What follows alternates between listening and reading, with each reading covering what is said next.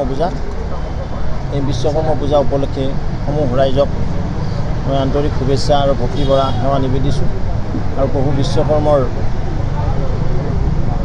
যিদৰে এই বিশ্বৰ খনিকৰ বুলি কোৱা হয়, মানৱৰ বিভিন্ন আচবাবৰ লগতে বিভিন্ন মঠ মন্দিৰ যান্ত্ৰিক যি ব্যৱস্থা হৈছে, এই আটাইখিনি যি গুৰিতে চোৱা যায় প্ৰভু বিশ্বকৰ্মা।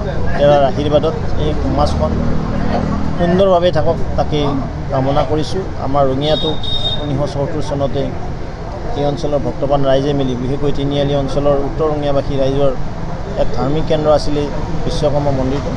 আৰু এই মন্দিৰটোৰ যিটো এইবেলি সোণালী বৰ্ষ আছিল, সোণালী জয়ন্তী উৎসৱ বৰ্ষ, ইয়াৰ লগত সংগতি ৰাখি মন্দিৰটো আটক ধুনীয়াকৈ সজোৱা হ'ল।